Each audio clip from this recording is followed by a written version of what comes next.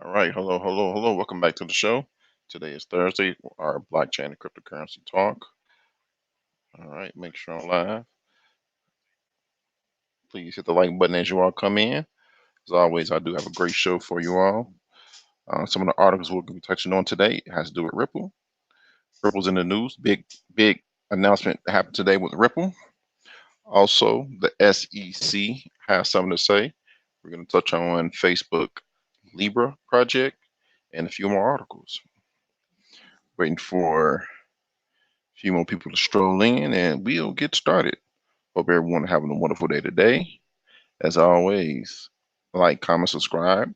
Also hit the notification bell.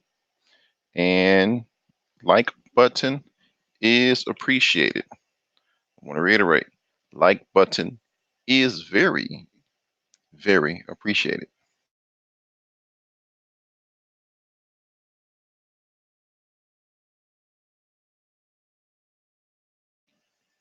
All right. So as always, my name is Lionel. My YouTube channel is Food with Money. We talk about blockchain and cryptocurrency news and insights every day. We have our early morning crypto show Monday through Saturday, 8 a.m. Central Standard Time. As always, Thursday, I'm on the Black Brain Trust uh, for the blockchain and cryptocurrency aspect. And how you doing, King? How you doing? Yes, September 23rd, back. Yes, yes. Back this launching.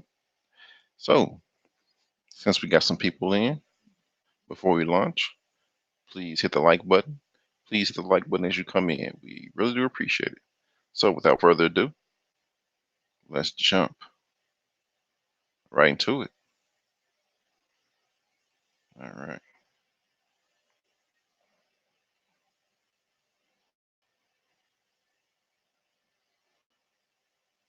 So, first topic, Ripple CEO drops the hammer on XRP fear, uncertainty, and doubt, or FUD. Ripple CEO Brad Garlinghouse just unleashed a tweet storm countering recent concerns about the company's ongoing sales of XRP and whether they're affecting the price of the third largest cryptocurrency by market cap. Garlinghouse says Ripple will soon respond to an amendment in the class action lawsuit against the company, which accuses it of selling XRP as an unregistered security. Quote, as a defendant in the class action lawsuit, I won't get into the details. Response from Ripple is coming soon. I will say SEC guidance isn't issued by the commission and isn't law, rule, or regulation. It's clear XRP is not a security, and the UK and others have said as much, end quote. According to Garlinghouse, Ripple is setting a standard in transparency that other organizations, companies, and foundations in this space should follow. He also cites XRP's rate of inflation compared to Bitcoin and Ethereum. So the rate of inflation is the rate in which new XRP, new Bitcoin, and new Ethereum comes to the market. He's saying that XRP's rate of inflation is lower than Bitcoin and Ethereum's. Quote, XRP sales are about helping expand XRP's utility. Building RippleNet and supporting other business building with XRP, i.e., Dharma and Forte. I believe Dharma is a music uh, project. I can't remember. I think Dharma is the music project in which they want to put music on a blockchain and have people be paid in XRP. And Forte is, I definitely know Forte is the gaming platform. Reality is reality is we decrease our sales by volume quarter over quarter, and since then the inflation rate of XRP circulating supply has been lower than that of BTC and ETH. End quote. Well, actually, a continuation of the quote. Ripple continues to set industry standards in reporting and transparency. One example is our quarterly markets reports. We lay it all out, and it's not our view, but fact. So someone signed a petition to fork XRP's ledger if the company don't stop um, selling XRP, because they believe because the company continues to sell XRP, that's suppressing the the price. Now, how you doing, Willie Little John? How you doing? The problem is two things with that. You can't fork Ripple's ledger, XRP's ledger. How you doing, Takeover? Oh wait, how you doing? Hope you're all having a wonderful day today. You can't fork XRP's ledger. And two, the the reason Ripple is selling XRP is to fund projects and to fund their day-to-day business. Meaning they I don't want to use the word gave here, but lack of a better term for right now, they gave Coil, which is a social media platform, $100 million.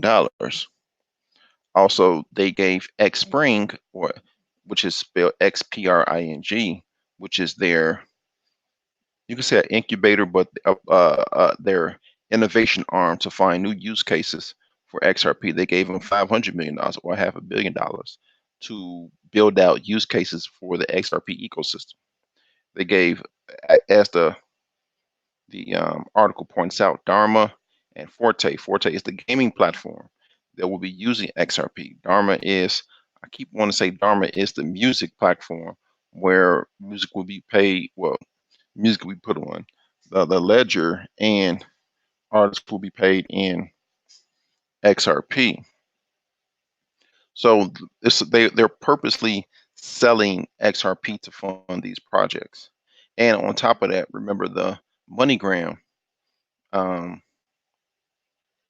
partnership where they paid $30 million for equity into MoneyGram at a premium, with on a 2-year contract to up that $30 million to $50 million total. And I know there's something else I'm missing. There's something, I feel like I'm missing something else. But yeah, so yes, I understand the prices has continued to be where it's at for a very long time, but the purpose of them selling, it's not like they're selling XRP willy-nilly. They're doing it on a schedule.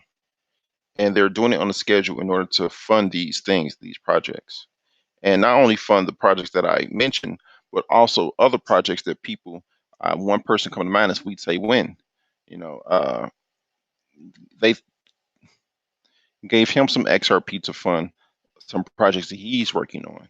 So it's a lot of projects XRP is working on. You know, so this is what this article is about. And also the class action lawsuit.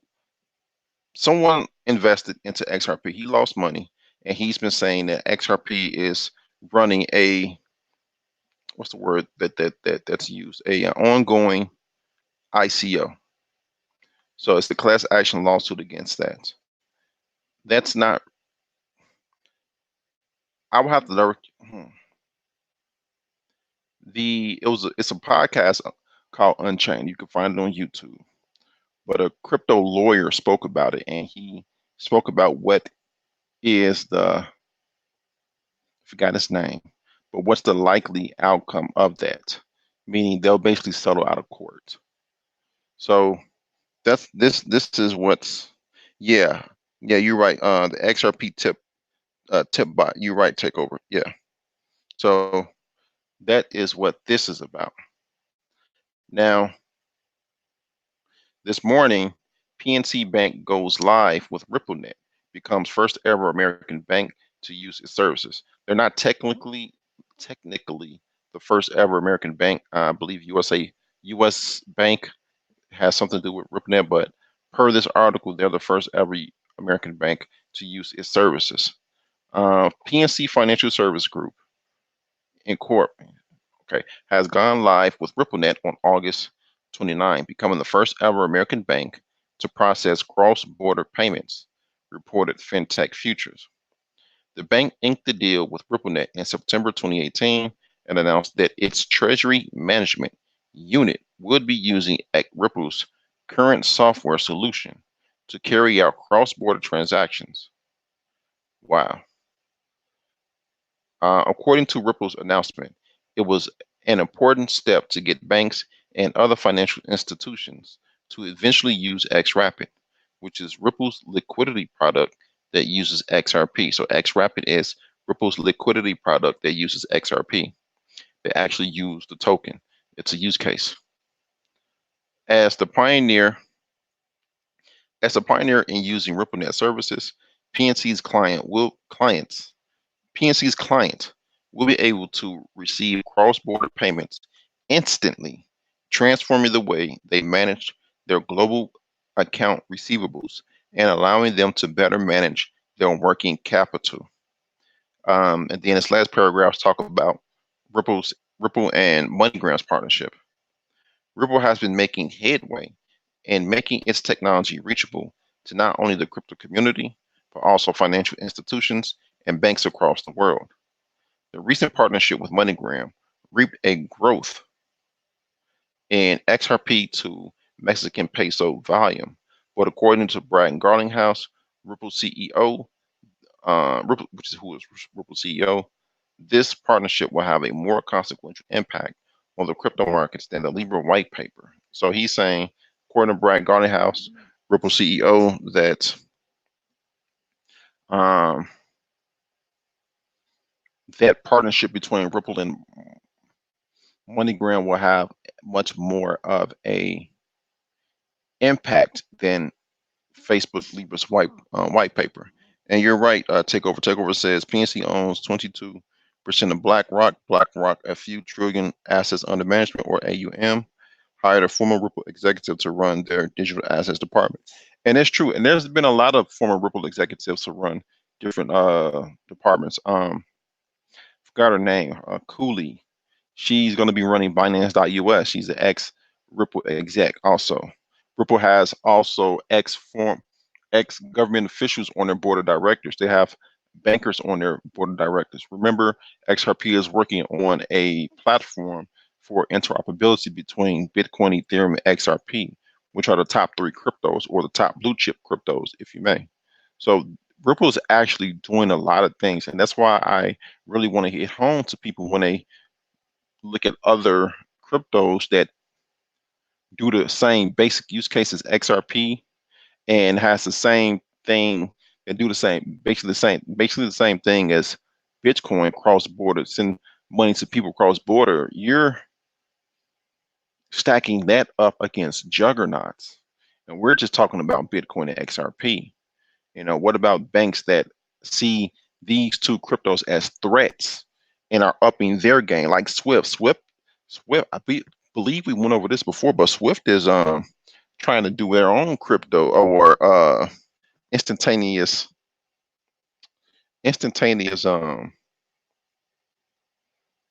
payments. And on top of that, not every cryptocurrency is not used by a lot of people. It's not 90% of crypto is buying and selling, back and forth, trading. Well, 90% of Bitcoin, I should say. I think it's crypto too, but now you're saying, okay, yes, people may understand, well, not even understand, but may have heard of Bitcoin. But what about Ethereum? It's hard for people to say, well, have you heard of Ethereum? No. You say, have you heard of Bitcoin? Yeah, but Ethereum, no. Ripple, no. I remember when I told people about Ripple 2 years ago, they made fun of the name. They said, "Oh, well, I don't want nothing that ripples." They make fun. So it's hard to say, well, the number X whatever coin is going to be big when the current crypto market, Bitcoin dominance is sitting 70%. So I don't want to get into that, but these are the things that are going on with these major blockchains. They're making deals, they're making acquisitions, people are using them. VeChain has partnered with Walmart China. Walmart is the #1 S&P 500 company. VeChain also partnered with BMW. VeChain has also partnered with Amazon AWS for a blockchain as a service platform. It's a lot of moves that's being done by these top cryptos that I feel is going to stifle and asphyxiate these lower tier cryptos. The longer this bear market goes on, a lot of people don't have money. Litecoin is Charlie Lee is paying 80% of the Litecoin Foundation fees. He's paying for them coders and developers to keep going on. And Litecoin is like the number 7 cryptocurrency. So you just have to be careful. You got to look at the code, look at the commits, look at the repos, look at the liquidity, look at the 24-hour volume compared to the market cap. It's a lot of things that I won't say a lot of things to scare you away, but there are a lot of things that people are overlooking when they want to get rich fast, get rich quick. So how you doing, Complex Design? Take over. Swift GPI is integrated with R3 quarters settler, which utilizes XRP. Just a matter of time before we see that come out in the open. Yes, they do. And R3 quarter says yes, they do use XRP, but they also said that they use other cryptocurrencies. Now, the word around the crypto space is, what if Ripple purchases R3 quarter? That's R3 has a lot of partnerships. If Ripple purchase R3 quarter, they automatically get those partnerships depending on who want to stay. So these are big boys. You're going against big boys. So why not invest into big boys when they are still cheap, and let the hitch your wagon onto the big boys and let them carry you to the moon, because they're going there eventually. Stuff still cheap. It's a dip in the market. Just invest in them. Right. Take over. See, you get it. You understand. Now, speaking of MoneyGram driving major increase in XRP volume, says Ripple exec.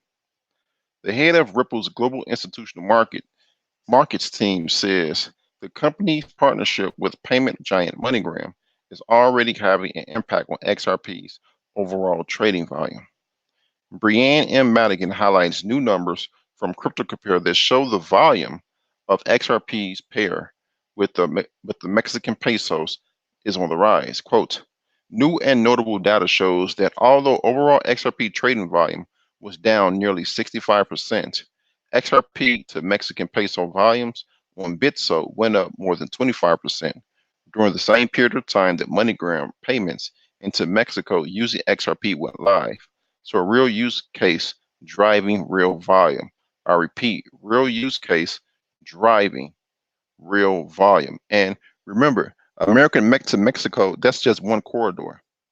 Like I said on my show, imagine these long distance planes. How you doing? Who's my best? Excuse me. Wow. Hold on. One moment. How you doing, Jay Charles? How you doing, Frog Box? Frog Box, that what you're asking is, no one answered that. You are violating one of the golden rules of crypto. Do not tell anybody what you hold. You must be a newbie. But to paint a picture, plane flights that go from Chicago to Japan, Chicago to Beijing, Atlanta to London, New York to Singapore. Those are major corridors, such as America to Mexico, America to Singapore, London to the Philippines, India to the Philippines, Arabia to the Philippines, because you have the Filipino maids that work in these countries. In the UAE and Dubai, you have people from India that work there. So they send the money back home. When they send the money back home, they cost fees, and they don't get that instantly. So now you have a situation where MoneyGram, XRP, and believe you me, Ripple has a YouTube channel. Every now and then they could do something called the Ripple Drop. and they were in either Saudi Arabia or UAE. I want to say no, it was the UAE, and they talked about how the one of the guys, in this the local the local clothing sat down. They said they built an app, and he said, I'm going to send money, and within a few seconds I'll be sending, and then all of a sudden it just cleared. He said, see, there you go, it just cleared. So now now these large corridors are being filled up. Now from the plane flights, again, we're painting a picture here. The plane flights from, let's say, Peoria, Illinois to Chicago, those are the short corridors. Those are, in my opinion, the rebar that supports the structure. Those will get filled up also, because those are also expensive, and those are also not cheap. These use cases are tremendous. Tremendous. Reading on, MoneyGram announced it officially launched Ripple's XRP-powered cross-border payment solution, XRapid, on August 2nd. In a call with investors, CEO Alex Holmes, the CEO of MoneyGram, Alex Holmes, touted the digital asset's ability to settle payments in a matter of seconds. This is his quote. I'm excited to announce today that MoneyGram is now live and transacting on the Ripple XRapid platform, the same platform PNC Bank went live with today. We started executing trades earlier this week, and all signs point to this being a tremendously beneficial relationship for all parties involved. We are literally settling currencies in seconds. And to quote my friend Larry, this is really cool. Now, this is the deal that happened. Well, that's end quotes. This is the deal that happened. MoneyGram and Ripple announced their partnership in July. Ripple bought $30 million of MoneyGram shares at a premium of $4.10 per share. At the time, MoneyGram shares was about $1.30. So they bought them at more than $3 premium. And overnight, that stock went up over 100%. I want to say 120% on that news. So people are paying attention. As a matter of fact, people in the XRP ecosystem, or the XRP Army, or the XRP Navy, they actually hold MoneyGram stock. So this is how big this stuff is going. Why hit your ride on a coin that's nobody knows about, and not hit your ride on something that is making everybody money? It's not cool to lose money in a bull market.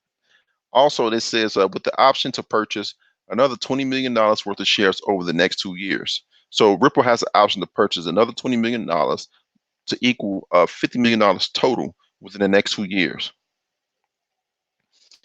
Man, this is well, welcome, Robert. Again, I'm not getting on you, but you have to understand the golden rule of crypto. One of the golden rules, if not the top 3, got to be the top 5, is do not tell anybody what cryptos you hold. You don't violate the golden rule of crypto. That's you. Hey, you here to learn. You here to learn. So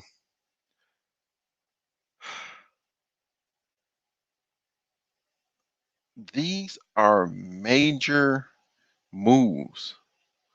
Ripple costs, XRP costs 25 cents right now.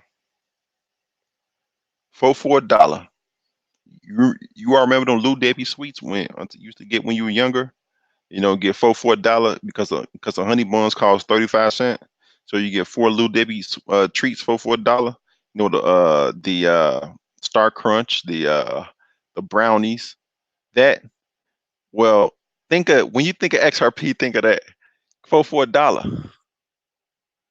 For $1. Again, this is not financial advice. Please go to CFP.net. CFP stands for Certified Financial Planner.net. CFP.net. That is the actual entity that gives out CFP certifications. So you can go there, put your zip code and your area code and your address, and find a CFP, a Certified Financial Planner, in your area, actually. So go to the horse's mouth. They are the ones that give out certifications, certified financial planner certifications, And there's the place where there's a centralized place you can go find a certified financial planner in your area. But for a dollar, I just want to say that because it's funny. Uh, Takeover says I bought MoneyGram call options a few days before that announcement. 3,000% gain the day of the announcement. Yeah, that stock went up over 120%. And I don't even consider myself deep in the XRP weeds, deep in the XRP trenches. I know YouTubers that are deep. They know every little thing going on, and they're not even in the company of the Ripple company. You know, what's the word that I heard today, other than the PNC partnership, going live on XRP, on XRP or RippleNet? It was something. I know they talked about the R3 quarter. What if Ripple purchased them? But they even talked about, remember the IBM Stellar partnership? They even talked about how IBM is starting to look at Ripple now because Stellar is not really what they was cracked up to be to them. It's crazy, man. It's crazy. It's fun. It's fascinating. It's really fun. All right, let's get to our next topic.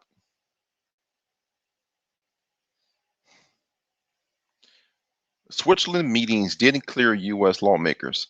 Doubts on Facebook's Libra. A U.S. lawmaker said her concerns with Facebook's Libra cryptocurrency project remain after meeting regulators in Switzerland, where the social media giant's Libra Association is headquartered. Congresswoman Maxine Waters, a Democrat from California, who also heads the House Financial Services Committee, said in a statement on Sunday her recent meetings left her with doubts over allowing a large tech company to create a privately controlled alternative global currency. While the meetings were helpful in understanding the status, complexity, and magnitude of Facebook's plans, Waters added, and I do note, and excuse me, and I do quote, I look forward to continue our congressional delegation, exa- examining these issues, money laundering, and other matters within the committee's jurisdiction. End quote. Led by Waters, a group of 6 members from the U.S. House of Representatives Financial Services Committee met last week with officials from the State Secretariat for International Financial Matters, or SIF, the Federal Data Protection and Information Commissioner. I'll read it again because a lot of these are mouthfuls. The Federal Data Protection and Information Commissioner, or FDPIC, the Financial Market Supervisory Authority, FINMA, and as well as Swiss legislators to discuss Facebook's plans for Libra.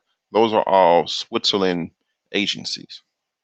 Waters' statement came just days after she revealed a schedule for fall 2019, where she pledged to continue the review of Libra and the wallet service developed by Facebook subsidiary Calibra. She has been critical of Facebook's Libra plan since the social media giant announced the move in June. Waters called for a moratorium on Libra's development during a TV appearance on CNBC. All right, my thing about this is she could be honest and saying, hey, she doesn't trust Facebook. No, everything that she's saying could be actual and factual. My thing is, um, oh really? Take IBM is now looking at Ripple. That's what I'm talking about. These are big boy moves. These are big boy moves. Yes. Well, yeah. You know what? When I saw IBM, I don't know why I thought about uh Mercedes Benz or something. But yeah, yep, yep. So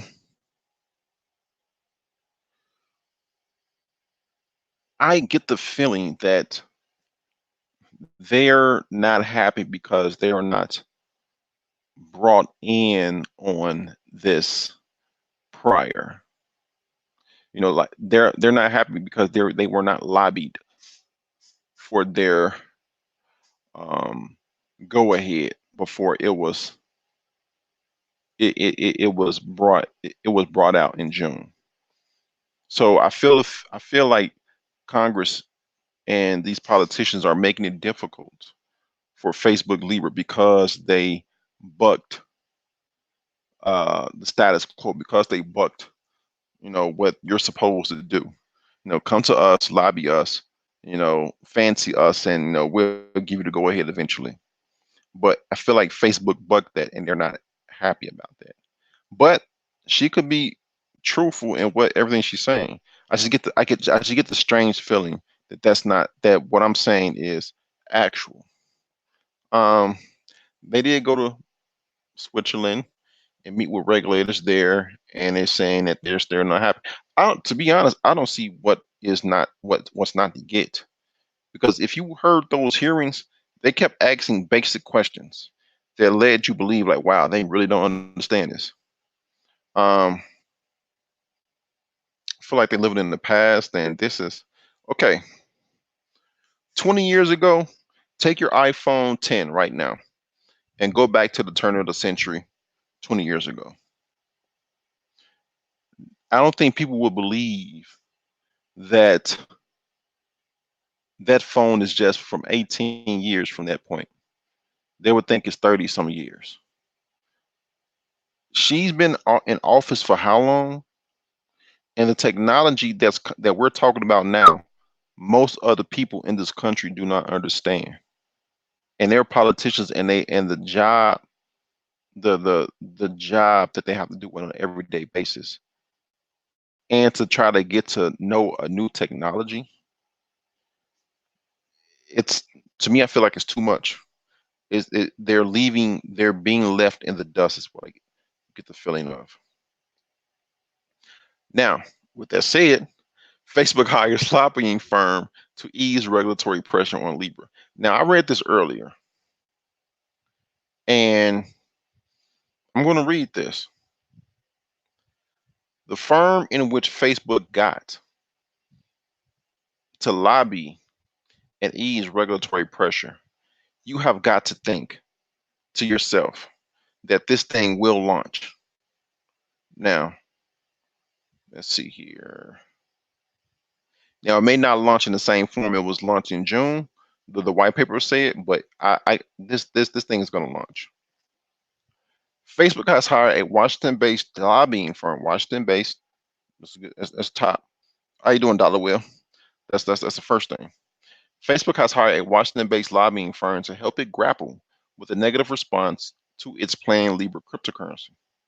According to an The Hour PR report published on August 26th, the social media giant is working with FS Vector, a consultancy firm that specializes in regulatory compliance, public policy, and business strategy for the fintech, cryptocurrency, blockchain, and financial services sector. Good so far, right? Facebook's lobbying registration documents filed with the United States Congress reportedly revealed that the firm is retaining FS Vector. So they actually filed lobbying registration documents that, so I'm pretty sure that's standard. Let's see, we're gonna leave off. Okay, reportedly revealed that the firm is retaining FS Vector for support on issues related to blockchain policy. Leading the Facebook account is FS Vector partner John Collins, former vice president of international policy at the American Bankers Association's international subsidiary, the Bankers Association for Finance and Trade. That's a mouthful, and I'll read it again. Former vice president of, and he's leading the account. He's a former vice president of international policy at the American Bankers Association's international subsidiary, which is the Bankers Association for Finance and Trade. So they knew who to go get. They got the best people they can get to lobby.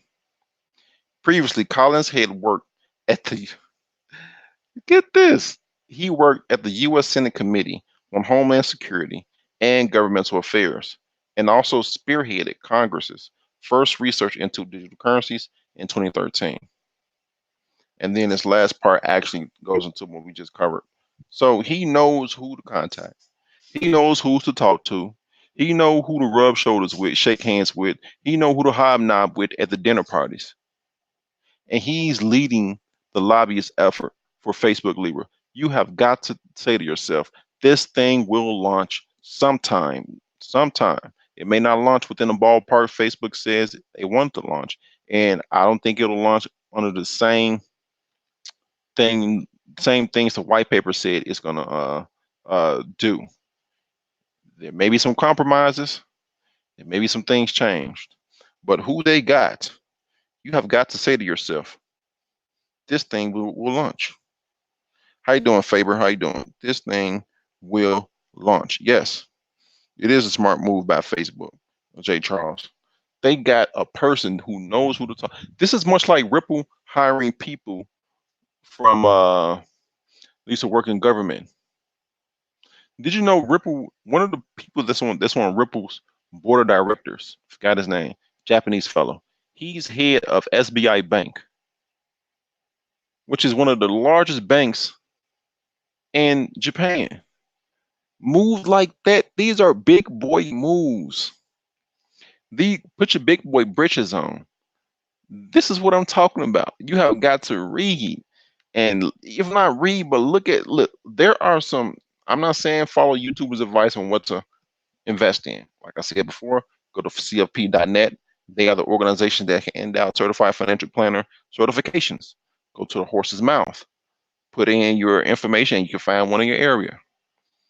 That's where they register at. That's literally the place where certified financial planners register, CFP.net, and where they upkeep their certifications.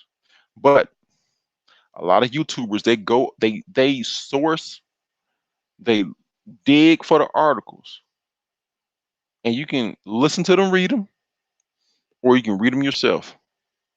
The information is out there. And when you hear stuff like Facebook Libra talk about how they got a person that know people in Washington is going to lobby for them at a firm that knows how to lobby for cryptocurrency and blockchain firms and startups and companies, it's kind of hard to have a foregone conclusion to say, well, this thing that's not going to launch. That's, again, is my opinion, because I'm reading the articles and I'm saying, wow, these are major, moves, such as Ripple major acquisitions. PNC Bank, they're a large bank. They are one of the largest banks that hold a significant investment in the Federal Reserve. I'm not saying they're top 5, but they're top, 25 maybe? Definitely top 25. And they went live on RippleNet for a dollar. For a dollar. Now let's get into some ludicrous news here. J. Charles asks, he retracted it, didn't see it. So, judge recommends ruling in favor of Climate and Craig Wright case. The buffoonery this is. Oh, hold on, I'm still. There we go.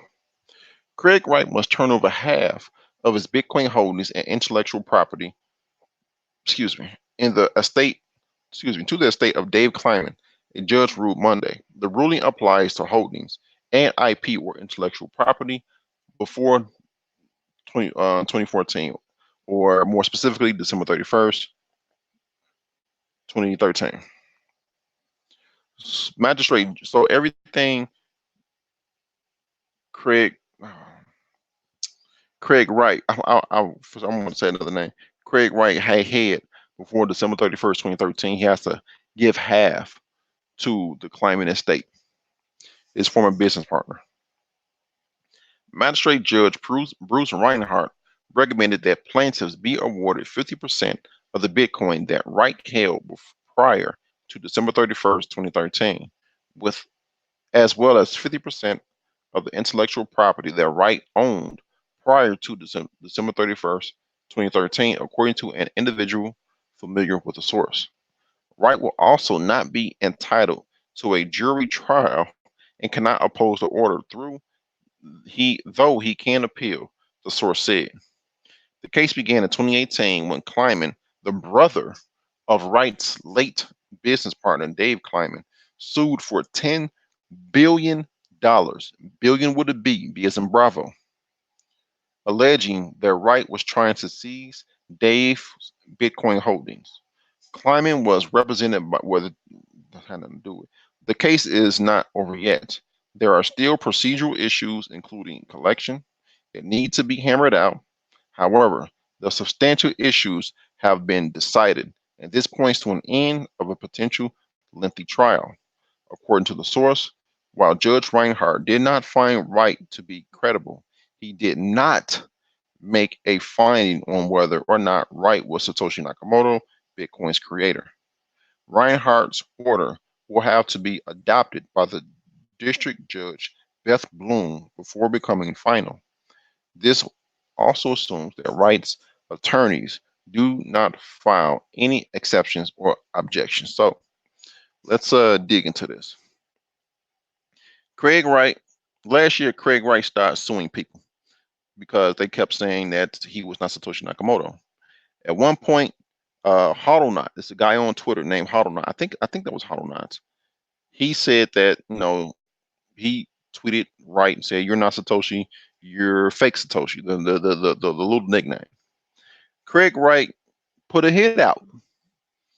Literally, he put a hit out on HODLNOT saying, "Whoever know of a person with this tattoo, I will give you, I don't know what, I think it was a couple $1,000 to shut him up," basically. The host of What Bitcoin Did, McCormick, I just know his last name, I'm forgetting people's names. He said also, he told Craig Wright, "You're not Satoshi." Craig Wright sued him, or tried to sue him. It was dropped. The reason Craig Wright wants to be known as Satoshi Nakamoto is because Craig Wright made Bitcoin SV, Bitcoin Satoshi's Vision, which is a fork of a fork.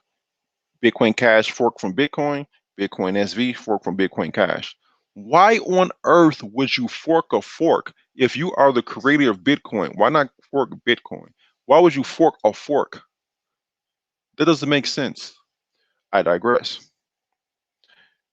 The reason Craig Wright wants to be known as Satoshi Nakamoto is because he can somewhat copyright code. You really can't copy, well, if you're a business, you can really, copyright speech, but code of speech, they can copyright it. Give it to the Bitcoin SV's foundation, which holds Bitcoin SV, thereby plummeting Bitcoin somewhat, and people still not believe him. And giving the code to the Bitcoin SV foundation, thereby increasing Bitcoin SV price. He failed. Not only that, but in court, it came to show that he falsified documents, he predated documents, and he balled up a piece of paper in court while he was on stand, threw it on the floor, and said that they're lying. The paper he balled up was presented to the court by his own lawyers. I kid you not. This is in the articles that I've been reading. This guy is a clown. Jazz clown without the J. He lost. He has to give half of 1.1 million Bitcoin, not half of 1.1, not half of 1.1 worth of Bitcoin, but half of 1.1 Bitcoin to the Kleiman estate. His late partner, Dave Kleiman, which died, his brother, Ira Kleiman, he has to give them half of that Bitcoin, which is about 550,000 Bitcoin, not $550,000, but 550,000 Bitcoins, and half of the intellectual property that he held prior to December 31st, 2013. Nobody believes that he holds that many Bitcoin. If he do, suspect the market to crash, because once they receive, not crash like, like $1, but a nice dip, basically. because when you get $500 million, no, actually, no, $5 billion, you are going to cash out a little bit. But nobody believes he holds that much Bitcoin. So I suspect that he's going to cash out a lot of Bitcoin SV in order to buy Bitcoin and then give them that Bitcoin. I don't, but that who's to say that he has to live up to that? Who he has to give them that exactly much? He may come out and say, "Well, I didn't never held that much Bitcoin." But as it stands right now, as the article said, it's not final. Some things still need to be handed out or hammered out. But as of now, he owes 50% of $10 billion. This guy you see in the photo right now is a joke. Do you know on my channel, every time I talk about Bitcoin SV, I get downvotes like crazy. I get thumbs down like crazy. Every time I talk about Bitcoin SV, he cried in court. This dude cried in court. And I wrote as the heading on one of my videos, Craig Wright cries again. And I got so many downvotes, thumbs down. Kid you not. Somebody from the Bitcoin SV crew left a book, a lengthy comment in the comment section trying to tell me, well, blah, blah, blah, this and blah, blah, blah. That. I'm like, I am not reading this. Everybody knows he's a scam. And Bitcoin SV is going down. All right. Customers can deposit Bitcoin in Bakkt's warehouse starting next week. Let me scroll up. There we go. There we go. Bakkt will open its warehouse to customers Bitcoin on September 6th in anticipation to its impeding futures contract offering. The company announced Wednesday. So Bakkt's warehouse that's the name of their custodial department. No, company, not department, company, because you have to have a separate company to hold the Bitcoin. So the name of their company is Bakkt Warehouse. It's literally called Bakkt Warehouse. In a tweet, the Intercontinental Exchange, Bakkt, not KK, but Bakkt Bitcoin futures provider, said it would begin offering customers secure storage for Bitcoin to prepare for the launch of its daily and monthly futures contract on September 23rd. So let's break that down. They're going to be delivering physically settled Bitcoin futures. It used to be cash settled Bitcoin futures. Now, physically settled, meaning you get Bitcoin back. That's the physical. Daily and monthly contracts. They are backed. Backed is backed. So BAKKT backed is backed by BA. So BAKKT is BACKED by the Intercontinental Exchange. Who is the Intercontinental Exchange, also known as ICE? I'm glad you asked. The Intercontinental Exchange, also from here on out known as ICE, are the owners of the New York Stock Exchange. You can also invest in ICE. They hold stock. So the New York Continental Exchange, well, no, the New York Stock Exchange parent company has a subsidiary called Bakkt that's launching physically delivered Bitcoin futures. That's one hell of a Ponzi scheme.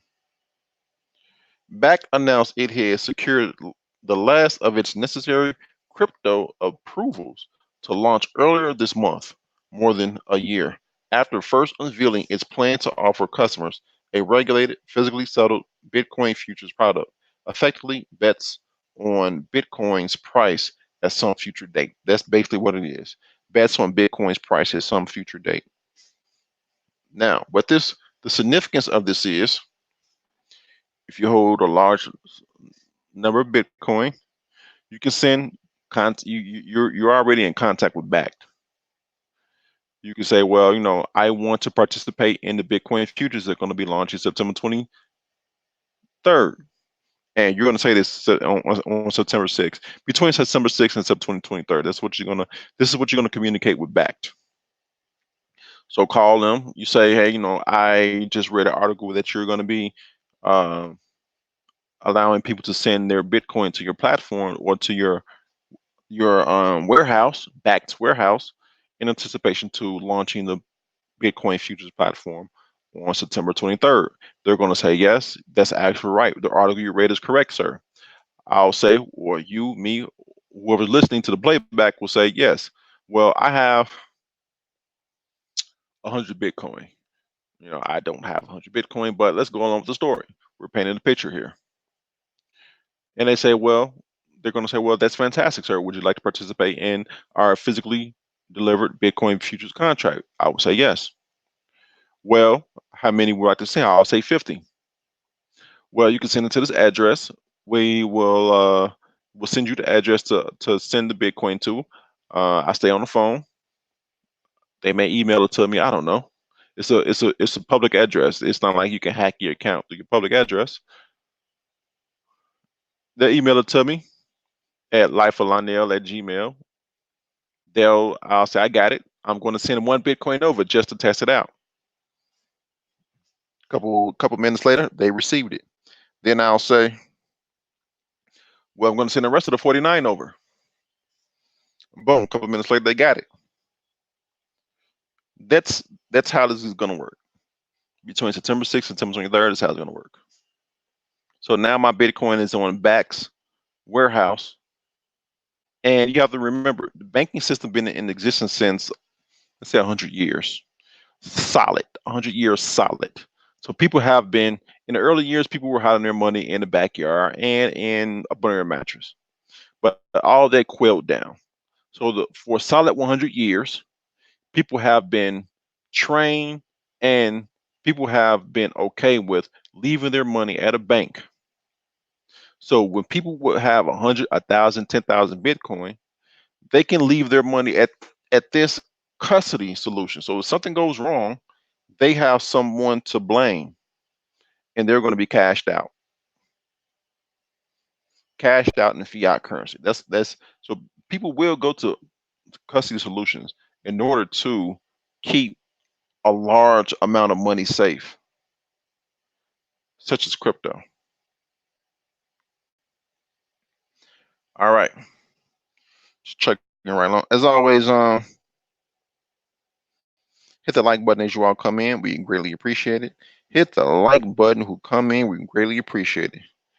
King says, the 99.9 who haven't done the research will be left behind. This is the greatest transfer of wealth in history that we shall witness. I agree. And also, for those who come into the industry without doing the research, doing a proper bull run, and my definition of a proper bull run is when Bitcoin breaches its previous all-time high. So doing a proper bull run, there's more ways to lose money than 2017. In 2017, people were cashing out of everything: credit cards, loans, banks, savings, selling their stocks. There were people actually taking out mortgages in order to invest in Bitcoin. Remember, 2017 bull run was about 3 months, a quarter. You know, there was no margin trading, there was no leverage trading, there was no borrowing, there was none of the multitude of ways now you can lose your money. Do you know, as you know, I'm sure you know, Binance has 3x leverage trading, meaning if you have one Bitcoin, you can trade like you have 3 Bitcoin. BitMEX has 100x leverage trading. So if you have one Bitcoin, you can trade like you have 100 Bitcoin. The problem with that is if you trade at 100x, it's a proper bull market. You hear the magical words from CNBC, MSNBC, Fox News, your local news. If you had invested, let's look at the price of XRP right now. Let's do some math, right? No, I'm not going to do no math because I don't want to make you all FOMO. And I know they're going to say this because they said this in 2017. Let's look at the price of XRP right now, right? They're going to say the magical words. If you had looked at, if you had invested $5,000 into XRP on August 29th, say August 29th of 2019, you will be worth X amount of money by now. Magical words. People hear that enough, they're going to say, well, I want to have money too. They're going to go, they're going to leverage trade. The problem, they're going to borrow money to leverage trade. Get you. The problem with that is if your leverage position drops a certain position, the exchange automatically cashes you out, which means not only did you lose the money that you came in with, but you owe the exchange money. And if you 100x leverage trades, you get the picture. People are going to lose their everything during this next bull run. I kid you not. Now, U.S. SEC chairman says the rules won't change for cryptocurrency. Jay Clayton, I know his name. I've been reading his name so long now. I know it. United States Securities and Exchange Commissioner, or the SEC Commissioner, Jay Clayton. Dollar Will BitMEX has 100x trading, but no U.S. citizens can go and trade on BitMEX because they don't allow U.S. citizens to trade on their exchange. The problem with that is there was a guy whose username was I am a New York resident, and he went and traded on BitMEX. The only thing that hold people back from trading on BitMEX is a screen that asks you, "Are you a U.S. citizen? Yes or no?" You click no, they'll let you in. They don't give that's the entire background. BitMEX is co-founded by Arthur Hayes. He's a black man, and they're out of Seychelles, which is a group of islands off the coast of East Africa. Well, they're headquartered there. Now, I think they're headquartered there and a few other places. I think Hong Kong, one place too. So the SEC Commissioner Jay Clayton says he won't make exceptions in securities law for cryptocurrencies, but he won't stand in their way either. Bloomberg published an interview with Jay Clayton on August 27. According to Clayton, he has no desire to change securities laws either to include or exclude digital assets for regulation. In his own words, and I do quotes, I think a lot of people got excited that somehow we would change the rules to accommodate the technology, and they invested their time and effort thinking that would happen. I have been pretty clear from the start that ain't happening. However, end quote. However, Clayton does not view himself as being anti-innovation or against good digital payments options per se. He further said, and I do quotes, if we have a way to reduce the cost of payments internationally through technology, I am all for it. But I can't sacrifice basic principles of securities law and other law to allow it to happen. Now, let's tie this in to our first few articles where we talked about Ripple, XRP. No, we do not have a Discord server Frogbox. No, we do not. Let's tie what that quote. He said, this is coming from Jay Clayton. He says, if we have a way to reduce the cost of payments internationally through technology, I am all for it. But you can't sacrifice basic principles of security law and other law to allow it to happen. PNC Bank went live on RippleNet. MoneyGram, Ripple bought stake in MoneyGram. The CEO of MoneyGram said that we are settling transactions across borders within seconds. Could it be talking about them? Could it be talking about Ripple? Could it be talking about XRP? A lot of people think that. Why? Because I don't know who came across this information, but someone came across the commissioner, SEC Commissioner Jay Clayton. They came across his schedule for I forgot what's the schedule, when the schedule was. In the schedule, he said he had a meeting with Brad Garlinghouse, written down. Do your research, people. Do your research. Yeah, King. Western Union has to make a pivot. They have to do something because they can't allow a lot of their competitors to outprice them, and not only outprice them, but deliver same service in a matter of seconds. So, Jay Clayton says he's all for international payments at a cheaper rate, but he will not change the rules. Now, Hester Peirce, she is, oh, I forgot her position. I think she's with the CFTC. Remember, um, in the US, crypto falls under the rules of the CFTC. She's pro crypto, but she said that you can't expect organizations that have been here for decades, like 100 some years, solid, to automatically change rules for something that's only been around for 10 years. It's going to take time. So actually, Hester Peirce and Jay Clayton are actually pro crypto. Jay Clayton, to an extent, he's not anti crypto, but they just been saying, this is going to take a little time because we have to. These things doesn't abide by the Howard test. They don't abide by traditional rules of what is security, of what is a security and what is not a security. And the Howard test is basically some guy from the 60s or the 30s, I think the 30s. He was selling oranges, and they said, well, you're selling securities because you're making a profit, something to that effect. But imagine cryptos do not abide by that rule.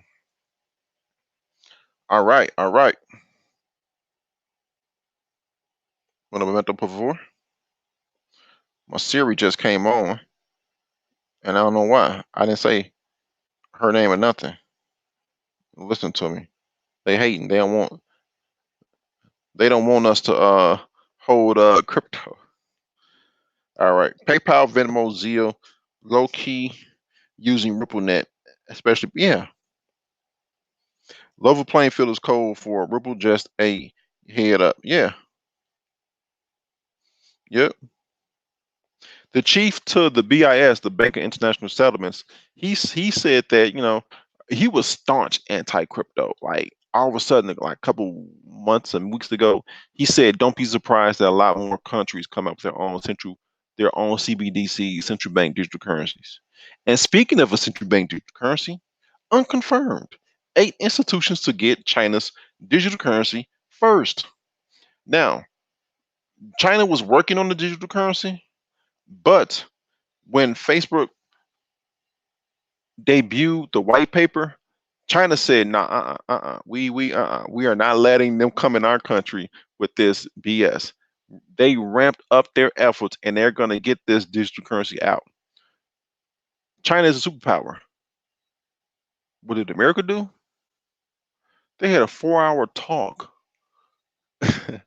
with David Marcus. No, no, no, no. I backtracked. A 2-hour talk one day and a 4-hour talk the other day, and they asked irrelevant questions. Not only that, but on the conference of rules about cryptocurrency and blockchain, Jeremy Allaire, which is the CEO of Circle, who Goldman Sachs also backs, which also helped Circle purchase Poloniex, the exchange. And not only that, but Circle and Coinbase is behind the USDC stablecoin.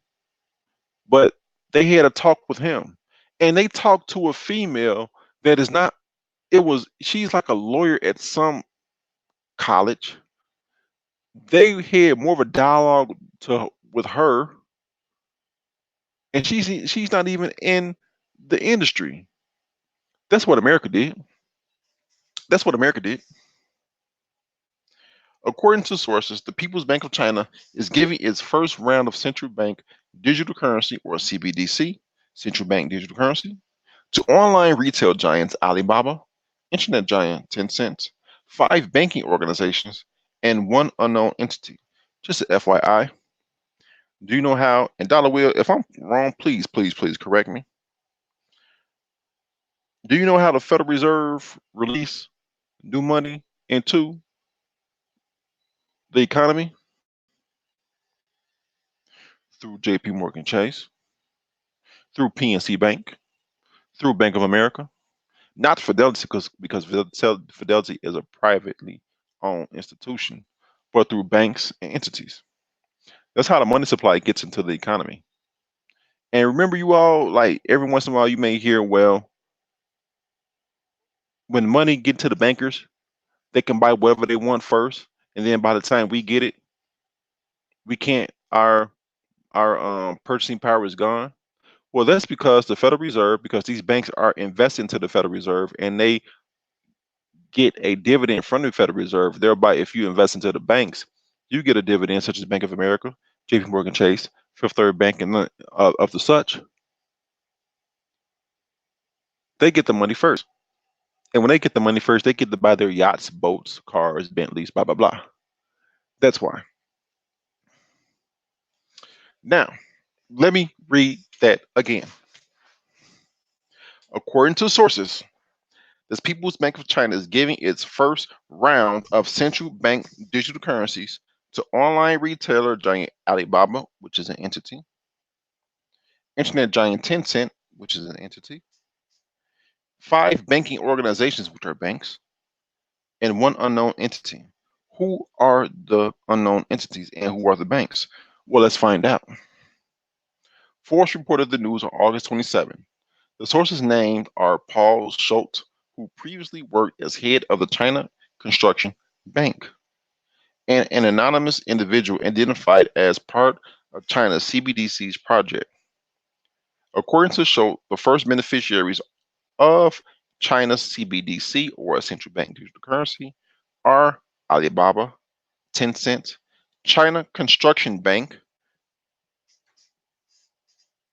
the Industrial and Commerce Bank of China, the Bank of China, the Agricultural Bank of China, and Chinese Banking Association, Union Pay. The reason I read those slow because they somewhat mouthfuls. Now, get this. Get what I'm about to read because it's about to get good. The anonymous source reportedly confirmed that these 7 entities will indeed be among the first to receive China's CBDC, which they are calling DC/EP, an abbreviation for digital currency/electronic payments. Sounds easier than CBDCs, right? However, there is apparently an unnamed 8th beneficiary who will also join this cohort of DCEP handouts. Additionally, the sources reportedly claimed that the technologies was ready to ship, and that the DCEP could roll out as early as November 11th. Do America have theirs ready for November 11th? No, they're standing in a war with China, a trade war. Talking, these 7 institutions will purportedly be responsible for dispersing the DCEP tokens to China's citizens and other participating in business with the renminbi, which is the local currency of China. Yuan is the international currency. China's official fiat money, per the unnamed source. Moreover, check this out. This is where it's getting good. This is the check move right here, buddy. Moreover, the source repeatedly said that China's central bank is keen in circulating the DC, digital currency, EP, electronic payments, tokens to buyers in the United States too, via correspondent banks, but not immediately. So, as you know, the West Coast of America has a heavy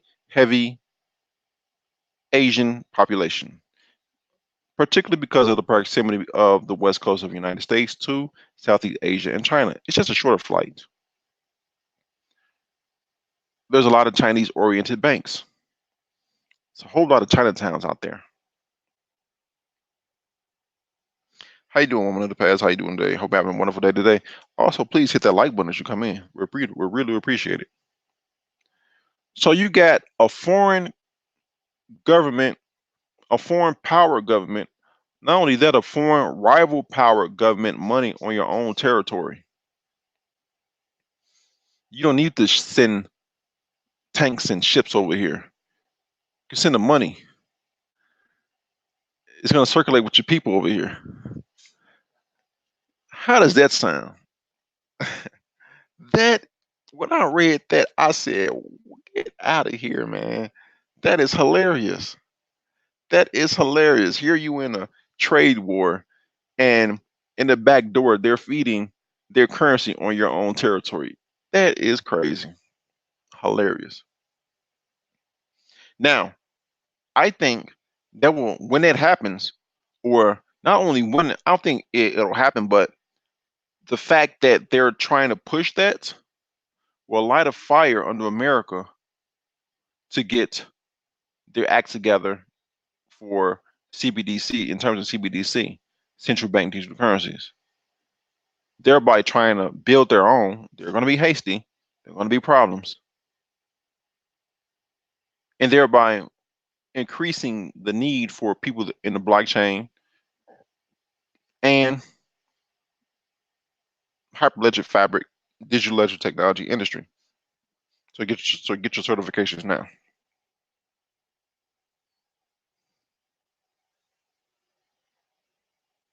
Yeah, King says China's cashless, so crypto going to work perfectly. You know who's not cashless? Germany. I I was listening to Andreas Antonopoulos, and he said when he go to Germany, he has to ask them, "Do you accept credit card?" Like when he go to eating establishments, he has to ask them, "Do you accept credit card?" How far in the past you have got to be to not just accept credit card? That's crazy. All right, Coin Market Cap sets November target date for new liquidity rankings. Coin Market Cap, woo, yeah. Now, if you're not on Coin Market Cap, then you're not considered a part of the crypto sphere because Coin Market Cap is like the gold standard. Yes, there are other places such as CoinGecko, Live Coin Watch, but CoinMarketCap is still the gold standard. CoinMarketCap, or CMC, a major source of data about all traded currencies, has set the target date of November 12, 2019 to announce a new liquidity ranking system. CMC revealed the news during the first virtual roundtable held today, or 2 days ago, August 27, of the Data Accountability and Transparency Alliance, or DATA, smart move. Data Accountability and Transparency Alliance, DATA. A group of exchanges, a group of, ex- all my listening devices are listening to me. A group of exchanges and projects in the crypto space formed in May 2019, just a couple months ago. Data currently counts Binance, Bittrex, Huobi, OKX, and others as members. During the data roundtable, CoinMarketCap presented three topics for the Alliance's general consideration: the use of liquidity metrics, self-reported data, and a unified crypto asset ID database. A dashboard for self-reporting data will also launch on October 14, 2019. The switch to liquidity. The idea of using liquidity metrics to rank exchanges arose in part due to problems with wash trading and the current volume rankings on the site, according to CMC's presentation. So they rank the exchanges according to volume, not liquidity currently. The CMC presentation also said that using liquidity as a metric may prove problematic as it is non-numeric, constantly changing, of course, and difficult to record and report. However, CMC underlined that if they retain the volume metric, which is the current standard now, they will need to redesign it so that it can't be gamed easily. It can't be gamed easily. Right now, it can be gamed easily. Reflects the right reasons for better rankings and creates a level playing field. So let's get into this. Remember a couple of weeks ago, I was saying, be careful what you invest in because some of these coins are just on one exchange. CoinDesk had an article where a guy, he literally said that back in 2017, he was hired by a firm to pump cryptos so they can meet the requirements to get listed on an exchange, and not only on an exchange, on CoinMarketCap, because you have to meet certain requirements, certain 24-hour volume requirements, and other requirements to be listed on CoinMarketCap. That is gaming. the system can be gamed. He then said that he launched his own business to do the same thing, and he was making a lot of money. These low liquidity exchanges, a lot of them will go by the wayside. Why? Because they are wash trading. So these lower tier coins that are on these exchanges, that when you go to them look sketchy AF. They look like when you put your money on there, your money will disappear. A couple of them now I know of is Yobit, Mercatox. I would not. Back in 2017, you could do none because these exchanges held coins that you want to invest in. Your money took forever to get there. You had to message the exchange to say, "Hey, where's my money?" These low liquidity exchanges that are wash trading, once these new metrics come into place, these better metrics come into place, a lot of these exchanges will not be listed on CoinMarketCap. Therefore, the coin that you're investing in will not be listed on market cap. Therefore, the true liquidity of that coin you invested in will be shown. Yeah, it may have a market cap of $1 million, but that only says that a bunch of people are holding $1 million worth of this coin. But the 24-hour volume is $5,000, which means you got a whole bunch of people ready to dump the sugar honey iced tea out this coin when the 24-hour volume comes up, which means you better be on the trigger to dump that coin. So don't look at the market cap necessarily. Look at the volume. If the volume is $2,000 to $3,000, but the market cap is $5 million, do not invest in that. I'm just talking to you one-on-one. That's only saying that a lot of people is holding $5 million worth of this coin, but nobody is trading it. Nobody's trading it. Nobody's buying it. Nobody's selling it. Actually, a lot of people are selling because it's going to take a few days just for your order to be picked up.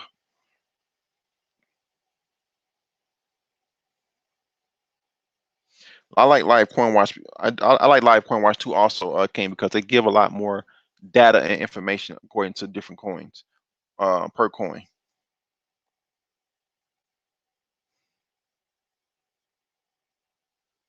So Live Coin Watch is better than Coin Market Cap because Coin Market Cap suppresses these numbers. Weird. Ledger Nano or that Ledger Nano S. Hyperledger was built by Ripple. Just a heads up. There's different examples of Hyperledger. Some of those iterations are spin-offs of Ethereum also. Wouldn't be where if the Fed has tons of XRP locked up in your escrow. Okay, so let's get to the last. And I'm just saying because this is gonna happen. You know, a lot of these low liquidity exchanges are wash trading. Bitwise already came out with a report saying a lot of these exchanges, these low liquidity exchanges are wash trading. They actually show where one they hit a sell order for a certain amount, and a couple seconds later they bought the same sell order at the exact same price. So, hey man, look, I understand the excitement, the possibility of you making money. You know, it's all irrational exuberance, especially when a proper bull market comes. Money gonna be flowing everywhere, everywhere. Every place you put your money gonna look like you make money. You know what you're doing. But the bear market like this is where you learn. You know, a lot of us got burned during when the market of 2017 crashed. A lot of us got burned, and a lot of us left. Sad to see you leave. But those of us that stayed, oh, we learned a lot. We learned a lot. Why did we lose money? What happened? Where did it all go wrong? You know. So this article, my computer getting a little slow here. This is our last topic. U.S. expands Bitcoin blacklist. Is a radical crypto transformation underway? All right. The U.S. Treasury Department has issued sanctions on 3 Chinese nationals accused of trafficking synthetic opioids, blacklisting 11 Bitcoin addresses and one Litecoin address associated with the group. According to the Treasury, the drug kingpins ran an international operation that directly contributed to opioid addiction and deaths in the U.S. Now, per research, only 1% of Bitcoin's transaction goes to drugs. Just want to throw that out there. The Zhang DTO touted, well, quote, the Zhang DTO touted its ability to create custom ordered drugs and avoid detection from customs and law enforcement officials when shipping the drugs through express mail and the U.S. Postal Service. The Zhang DTO also used its chemical expertise to create analogous of drugs and with slightly different chemicals structures, but the same or even more potent effects. So, what happened? There's something called the OFAC list, which is the Office of Foreign Asset Control. On that list are individuals you cannot send money to. Individuals and countries you cannot send money to. You cannot send money to Russia. You cannot, well, no. You cannot send money to Iran. You cannot send money to North Korea. How you doing, JBA management? Okay, I'll get to a JBA management. You cannot send money to North Korea. You cannot send money to kingpins such as the people in this article. Bitcoin circumvented that until now. The Security Department, the Treasury Department, found the public addresses that these people use, and they put the public addresses on the OFAC list. You cannot send money to those. Well, you should not send money to those addresses right now. But once exchanges have to abide by these rules, they will block U.S. citizens from sending money to these addresses. And actually, a lot more other countries who abide by the Financial Action Task Force recommendations. It's a blockchain. It's a public ledger. It's a continuously updated public ledger from the start until now, from the Genesis block until now, meaning all transactions that was done with that cryptocurrency is on the blockchain in the ledger. You don't know where I'm going with this? Okay, I'll break it down some more. If you sent money in the past to these public addresses on an OFAC list, you are red flagged. Not only are you red flagged, but there's a possibility that people that who don't know that you send money to drug lords are red flagged too, and they use their addresses, not specifically you, but their addresses. Meaning you have dirty Bitcoin, buddy. Dirty Bitcoin. Meaning it's going to be harder for you to cash out that dirty Bitcoin. Why? Because each Bitcoin has a transaction history on them from when they were brought out into the public from a teeny weeny little mining of a forged block of information being put on the Bitcoin blockchain and a reward of 12.5 Bitcoin. So right now, it's a transaction history from its inception. Get this. It remains to be seen that the full impact of escalating efforts to blacklist Bitcoin addresses will have on the leading cryptocurrency. According to Babel Finance CEO Flex Yang, crypto traders are already willing to pay more for virgin Bitcoin. You know what a virgin Bitcoin is? Bitcoin that's just been mined. So 10 minutes ago, the Bitcoin that was mined, the 12.5 Bitcoin that was mined and rewarded for you winning the reward for putting the block of information on Bitcoin's blockchain, the 12.5 Bitcoin you got, King, that's virgin Bitcoin. never before traded, transferred, or connected to any criminals, crimes, or illicit activities. Quote, Bitcoin has, in a sense, become the new trust fund. Buyers have entered the market for virgin Bitcoin, in large part due to their novelty. With such coins, there persists a notion of rarity and exclusivity, prompting buyers to pay as much as a 20% premium or markup on coins with no transaction history. So there is a rare market within a rare market.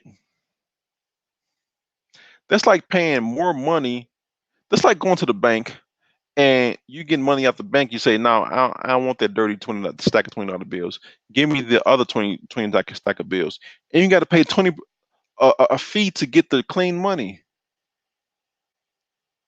On top of this being there being a finite supply, you got to pay a people that no, you don't have to, but people are paying a premium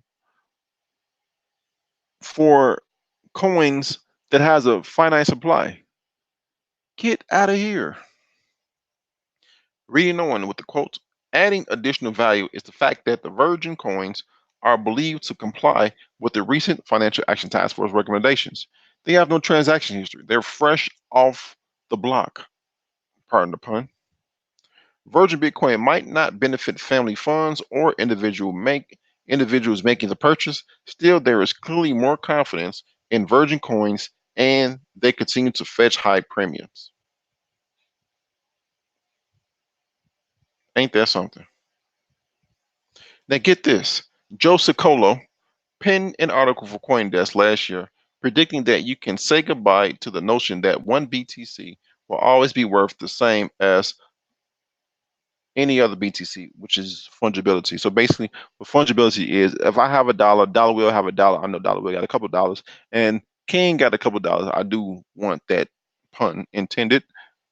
I can trade my dollar with dollar will, and dollar will can trade his dollar with King, and vice versa. And our dollars equals the same thing. That's fungibility. Quote, kiss fungibility goodbye. Expect a premium on freshly minted coins or traced clean coins on the market, provided they come from a clean miner. So the Bitcoin you buy, I'm pretty sure there's going to be a market where you can trace the cleanliness of that Bitcoin. I'm pretty sure the exchanges like CoinMarketCap is not CoinMarketCap, but Coinbase is going to trace the Bitcoin that come onto their platform. Okay, this has recently been sent to an address that had shading dealings. You can't bring that Bitcoin on our platform because if we sell it to somebody else, then we'll be held liable. And on top of that, we're not abiding by the Financial Action Task Force rules. Boom, check that out. Continue on with the quote.